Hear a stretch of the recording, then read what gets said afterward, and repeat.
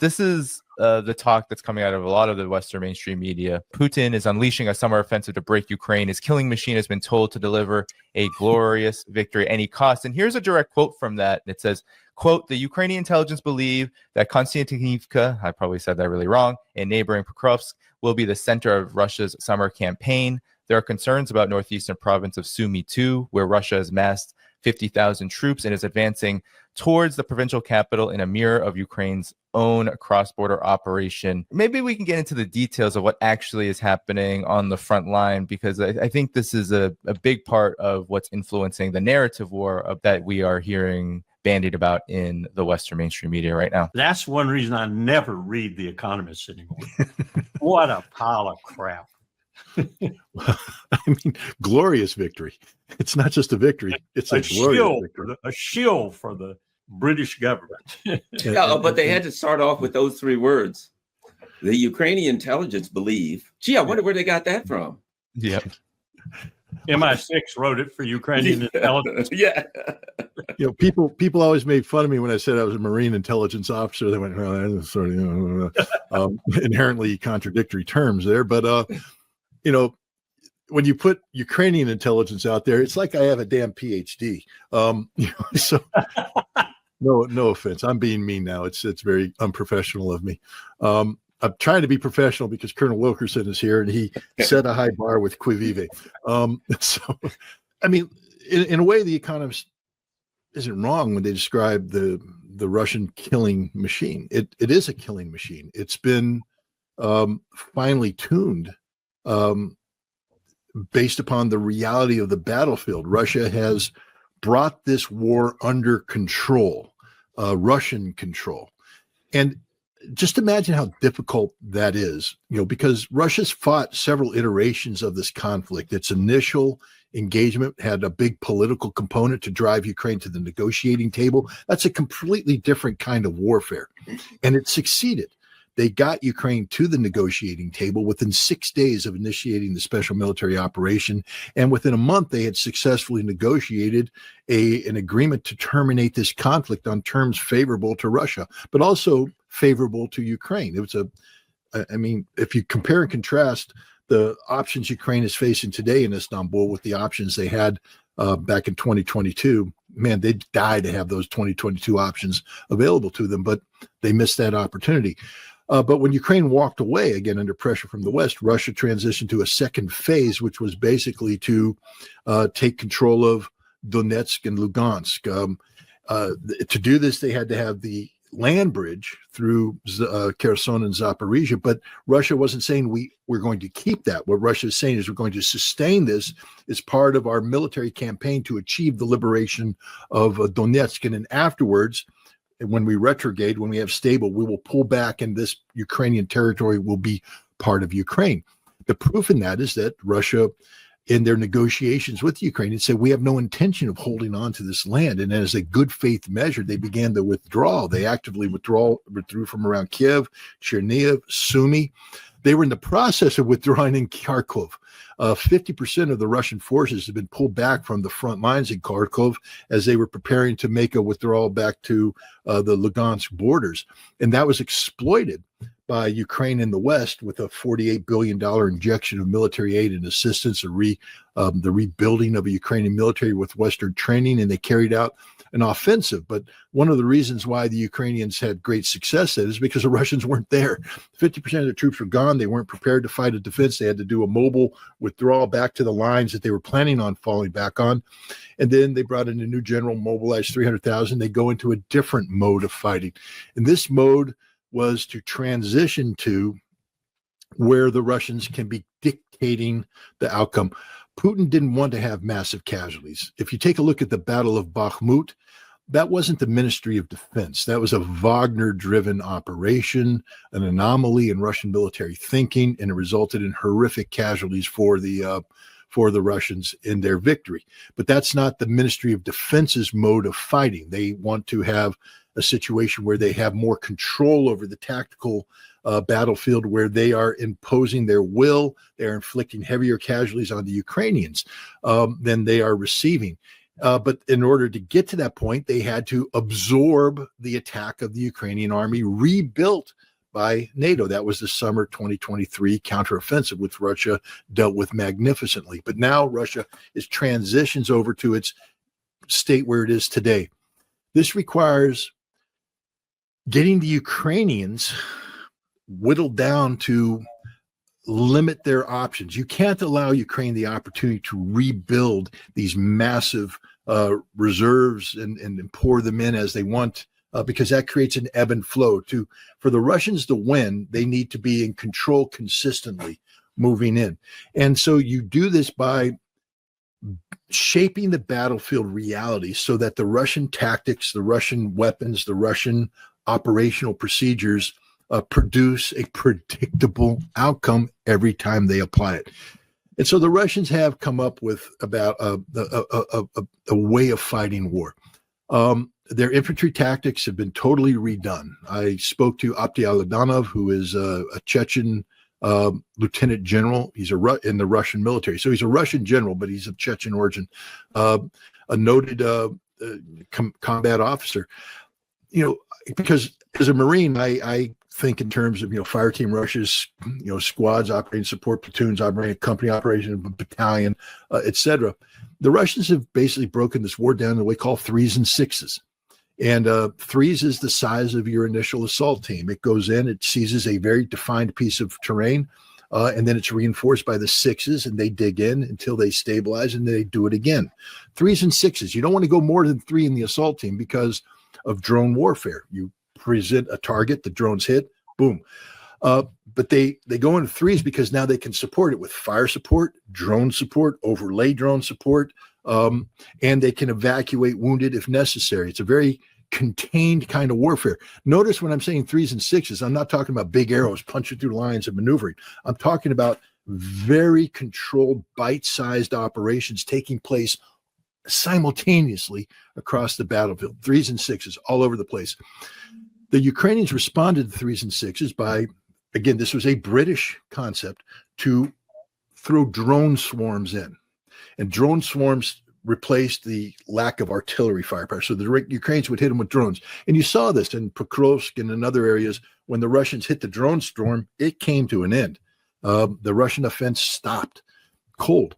Now, what the Russians did is just simply divert over and outflank and eventually cause them withdraw. But what the Russians have come up with now, and you've heard this in talks with, for instance, the Azov Brigade, which is now the 3rd Assault Brigade, which is part of a larger corps of neo-Nazi Banderist loyalists. But these are very capable troops, very ferociously loyal to the regime. And they are complaining because they said, we used to be able to stop them with drones. But what the Russians have done now is that they are targeting our drone operators. They come in, and the second we start moving drones in, they hit us. They're killing. The most dangerous job in Ukraine today is a drone operator.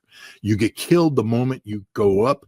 They say our drone operators have to withdraw. We lose the drone coverage. The Russians come in, and they push us back, and there's nothing we can do to stop them. Nothing. That's where we are on the battlefield right now, where Russia is dictating total control of the pace of operations. It's going to be slow, methodical. The kill ratios now in certain areas are 20-1, 20 Ukrainians to 1 Russian.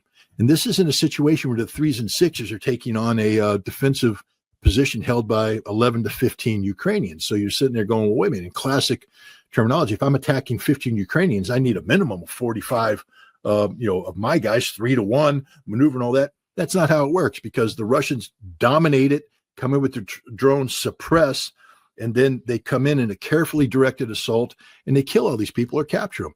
And it's repeated over and over and over and over again. That's the reality of this battlefield. And this is not understood by all the idiots that are out there, singing I'm never going to denigrate the courage of the Ukrainian soldier. You know who else doesn't denigrate the courage of the Ukrainian soldier? The Russian soldier. The Russian soldiers say again, talking to Opti, who's no slouch when it comes to fighting. He's a lieutenant general. The man still, when he had some of his soldiers get wounded and the evacuation couldn't go get them, He left his command post, got into BMP, and personally led the evacuation. Arrived there, he's laying down suppressive fire. His guy with him gets hit. He dresses that wound, evacuates that man, gets his guy out there. This is, at that time, he was a major general, doing a sergeant's job, just because that's how Russian officers are. They lead from the front. They're very brave. They often die. Hopefully Opti won't die, and he continued to do what he does. But, when you talk to Opti, and you get a feel for that the Russians are dominating this war intellectually, militarily. They design tactics based upon the reality, and their ability to adapt is amazing. As something happens on the battlefield, they take it back to the rear area, refine it. They take an officer off to the General Staff Academy who sits there, and they bring together, Colonel, you saw this at SAM, School of Advanced Military Studies, where they bring the majors, lieutenant colonels together and they brainstorm. But the SAMs, it could take 6 months, a year and a half for something to come out of SAMs. The Russians, they go up there within a couple of weeks, they got it back down there, modified, sent to the front line, retrained the guys, and go. The ability of the Russian army to adapt to the realities of this is unreal, and it's something the West just doesn't. We don't understand what's happening on the battlefield right now. We don't understand it at all. We don't understand the extent to which drones are dominating this war, and we don't understand how fire support has changed, how infantry tactics have changed, how air support has changed.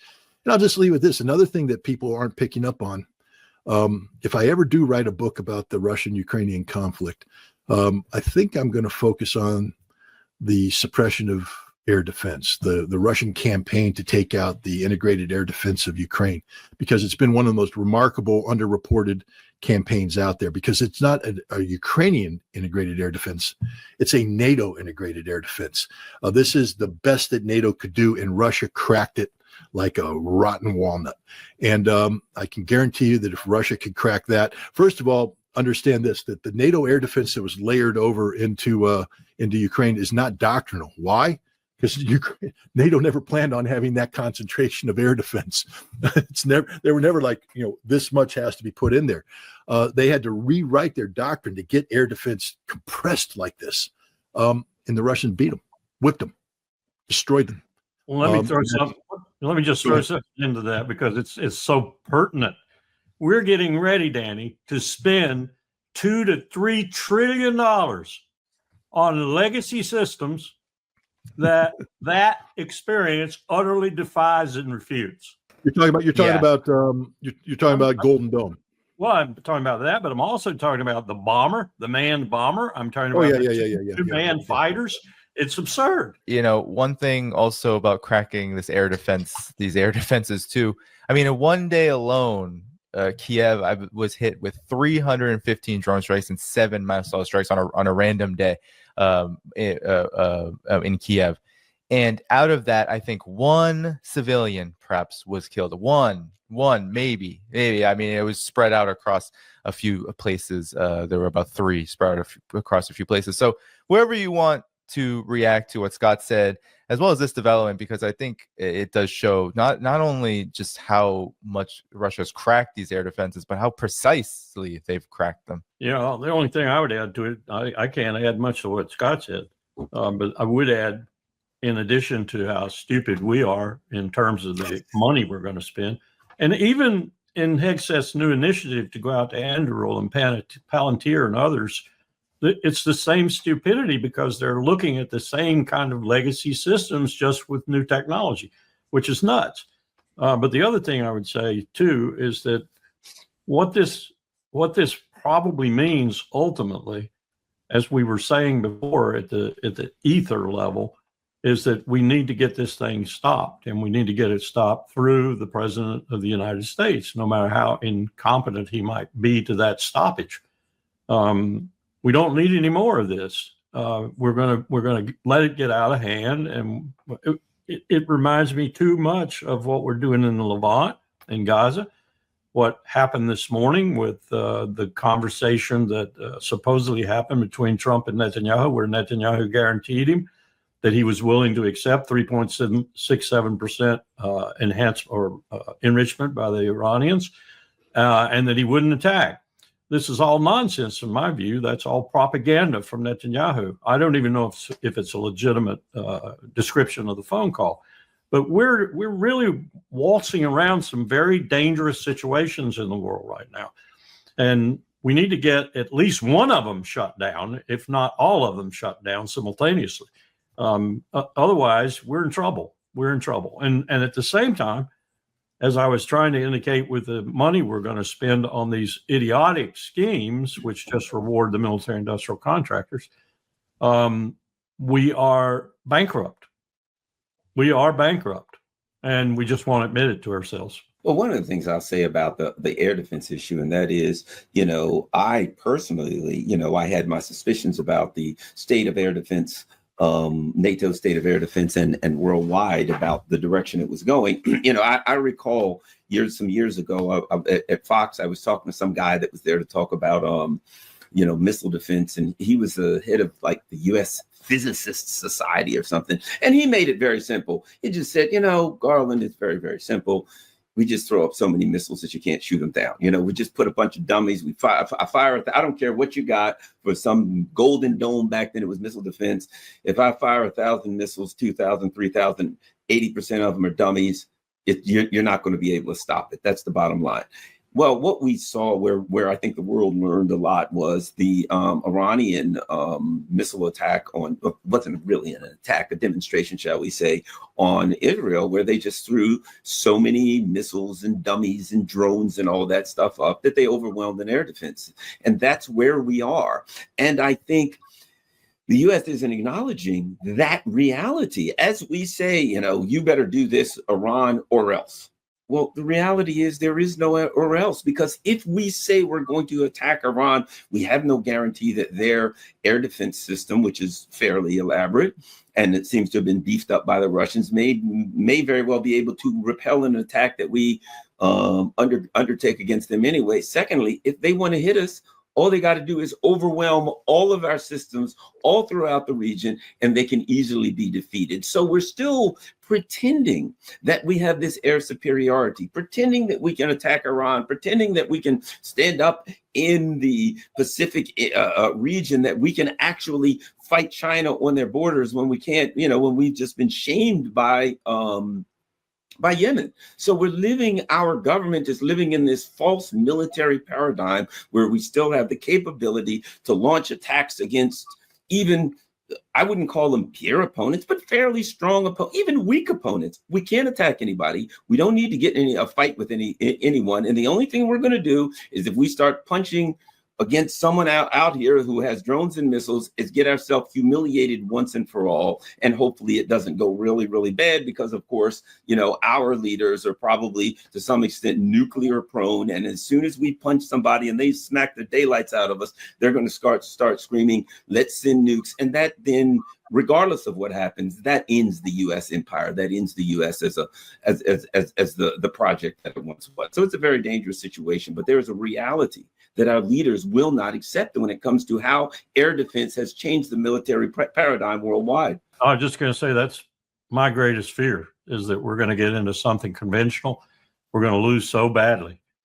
Think 3 carriers on the bottom of the ocean that we're going to go nuclear. Well, Scott, I think this is a good time then to talk about this U.S.-Russia Citizen Summit that you are helping organize. I can pull it up. The link is in the video description if you want to talk about this, because I know a big part of your efforts to build a U.S.-Russia understanding is to prevent this exact scenario. First of all, I have to say this is, as Colonel Wilkerson knows, you don't win struggles through battles.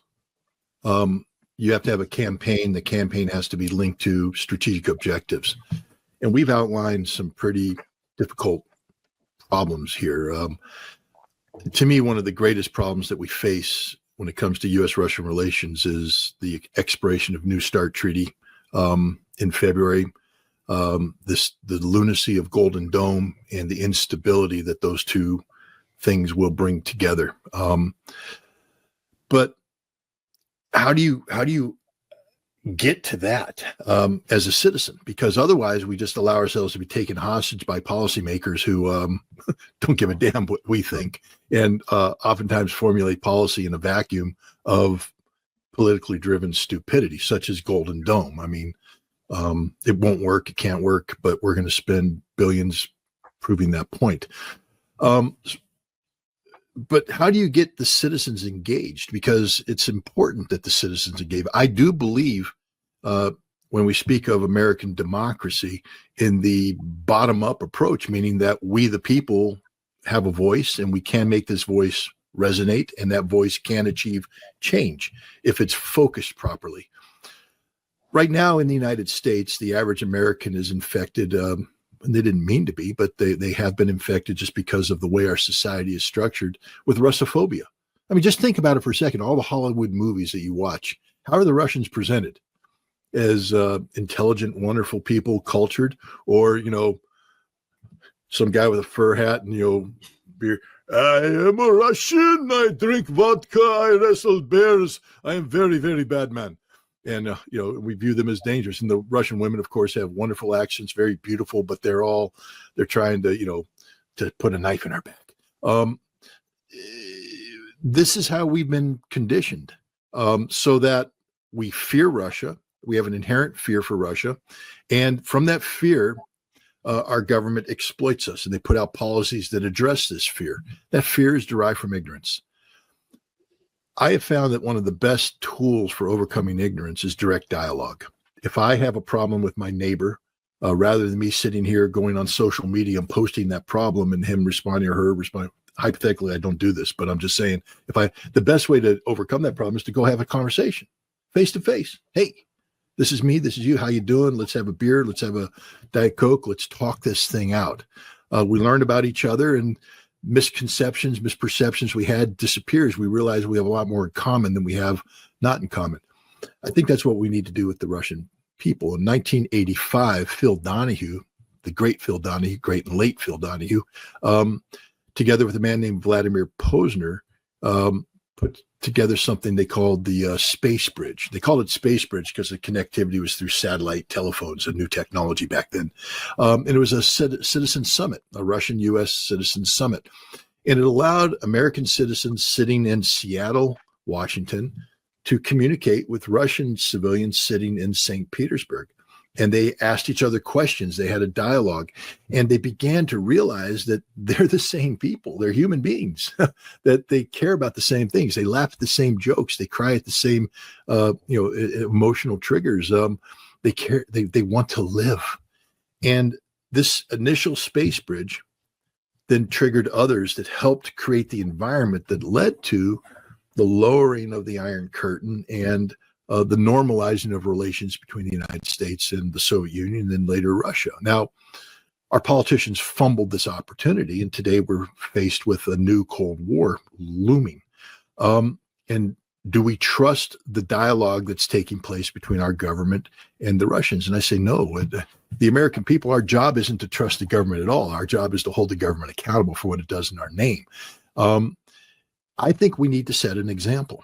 And through the setting of this example, we need to also educate the American people not to be afraid of the Russians. And how do you do that? By exposing them to the reality of Russia. And so we're going to do, on the 40th anniversary of the original Space Bridge, we're going to do Space Bridge, a new U.S.-Russian Citizens Summit. We're going to link 50 Americans with 50 Russians, and we're going to have a dialogue over the course of 3 hours. And it's going to be streamed live, and it's going to be recorded and available. And we hope to use that as a teaching mechanism for other Americans to say, hey, we want to engage with these Russians. They maybe repeat this exercise over and over again. And in the process, inoculate ourselves against Russophobia so that we're not afraid of the Russians. So when the government comes down and says, you must approve $175 billion to defend against the Russian threat, we go, well, wait a minute. Is there really a Russian threat? What if we just talk to them? It's cheaper and it produces better outcomes.